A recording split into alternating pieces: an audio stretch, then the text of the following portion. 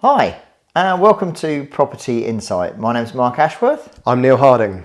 And today we thought we would have a chat to you about properties that we purchased, or deals that we've done that aren't quite as shiny as you first thought they might be. So ones that have been not disastrous, but perhaps just if you were going to do the deal again, if you had the opportunity, would you do it? Probably not. So I had the opportunity of purchasing a property in auction. And this property looked like it was quite cheap for the area, 3-bed end of terrace property. So I toddled off to have a look at it.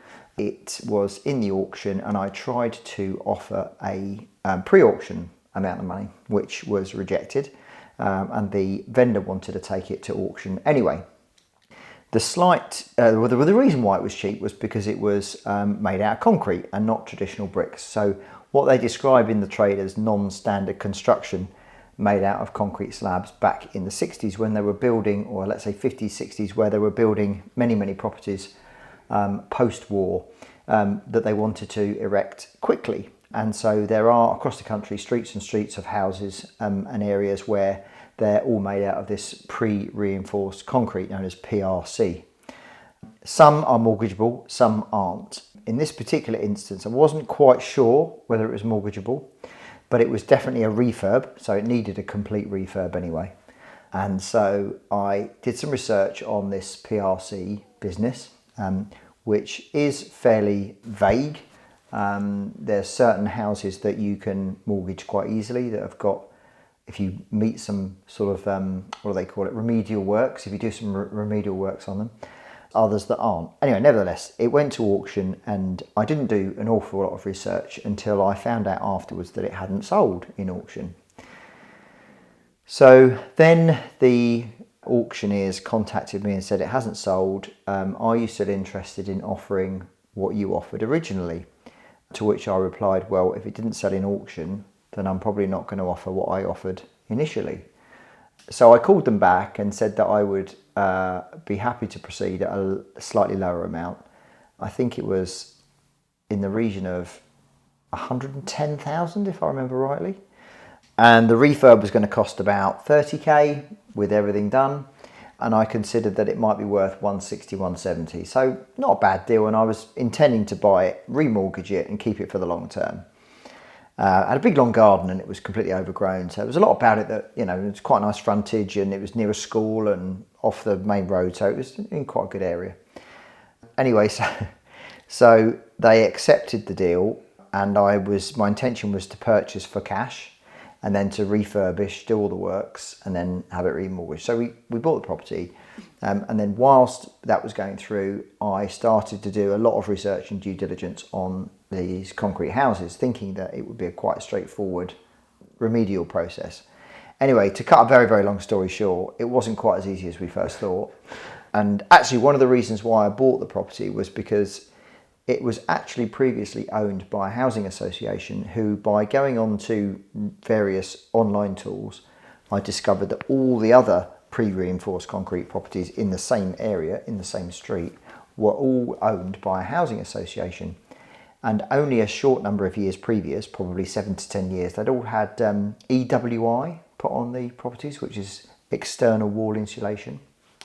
So obviously I kind of considered to myself, well, if the housing association can afford to invest quite a lot of money on insulating these properties, that they weren't anytime soon going to fall down.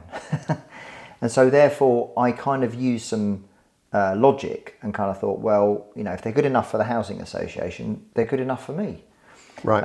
And the actual structure of the property wasn't an issue. It's just that when it comes to lending and borrowing, mortgages have what they call criteria.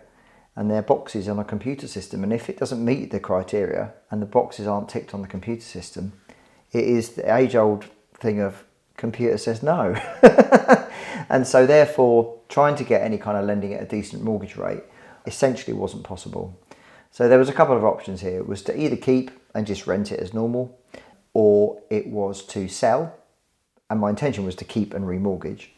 But I kind of figured that if I kept it and just kept it as it is, and if anything were to happen to that property in the period of ownership, or if mortgage lenders became more and more wary of this type of property and I just couldn't get any lending on it at all in the future, it may also mean that residential purchases might not be able to get mortgages either.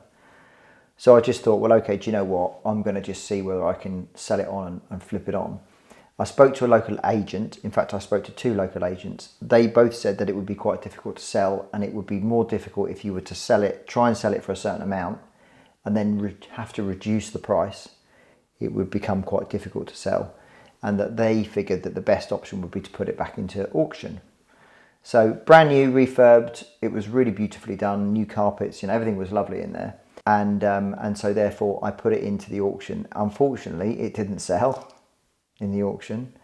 However, we did have some interest post-auction, and in the end, because I'd made my mind up about then keeping it, I had a corporate client lined up to take it on, and because I'd agreed with that corporate client, I was a little bit more conscious about how much I was going to sell it for. So in the end, I managed to sell it, and I managed to get all of my money that I paid for it, plus all of the money back that I'd actually refurbished it for. There wasn't really much left at the end with all the the fees, solicitors' fees, and all that sort of stuff.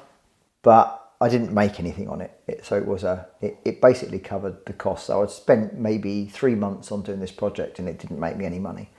But everyone was happy. The lady was happy. I've driven past it since, and it's now got external wall insulation on it, because we chose not to do that because we felt it just wasn't. We wouldn't be able to recoup the cost. And the person that bought it for cash, and my belief is that they bought it to live in themselves. I think it was somebody who was moving out from another area. So that's my story of the concrete house. So I hope you found that insightful, and we look forward to sharing more content in the future. See you on the next one.